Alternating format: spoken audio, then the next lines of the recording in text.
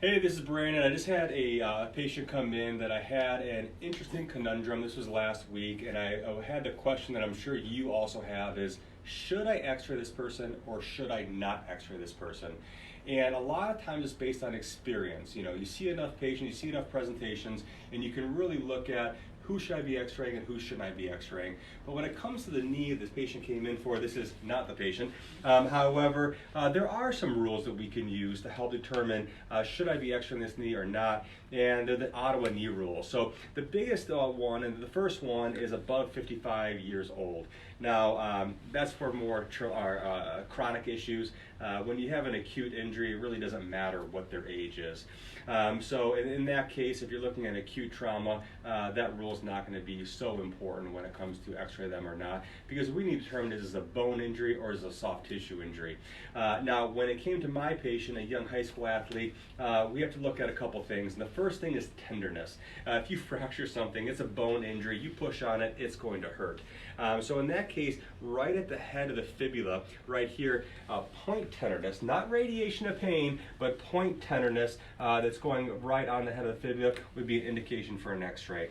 The second would be tenderness at the patella. Now, not the whole thing being tender, but point tenderness on the patella on a specific point. If you have tenderness throughout the entire anterior compartment, that's going to be a little more indicative of patellofemoral pain syndrome or possibly a meniscus injury. Now, the last one that I think is most important that you're going to be seeing in the office is the inability to flex the knee up to 90 degrees and past. Now, there's a lot of things that could be limiting that. If they do have a fracture, you're really looking at possibly muscle guarding due to the fracture, or you're looking at possibly swelling. If you get a fracture and it impacts the inside part of the capsule, you can get blood and swelling going into a Baker's cyst presentation, and the leg literally can't go past 90 degrees. So the last part of the Ottawa knee rules is something the patient's going to tell you, and that's the ability, not the inability to bend the knee, or weight bear. If they can't weight bear on that leg, chances are when they put pressure on that, it's going to be irritating that bone and causing problems. So what do we want to do with these patients? We want to make sure that if any one of those things are positive, that we want to go ahead and x-ray to make sure the bone is not being impacted. If it's not positive and they don't have any of those things positive, then we're going to go through our orthopedic exam. Now, with an orthopedic exam, we have to make sure that we know that if it's not a bone issue, we need to be moving in towards a soft tissue injury. Dr. B, I was just thinking about this. Maybe we can do this right now. What is the best way to determine what the injury is? And the reason I ask you is so maybe you can look on ChiroUp, because you probably don't remember any of those things. But with the knee injuries, we really want to look at the most common culprit. So you really have to know the mechanism of injury. With the mechanism of injury, how did it happen? Is it a soccer player that goes through uncontrolled knee adduction and then forward movement causing an ACL injury versus a lateral blow versus a medial blow? You know, how did the injury happen?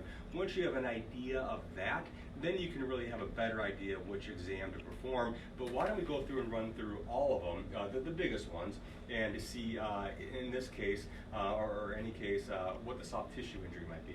Yeah, great. So what we're going to think about is which of the ligaments is injured. We'll assess the ACL, the PCL, the medial and lateral collateral ligaments, and probably the meniscus.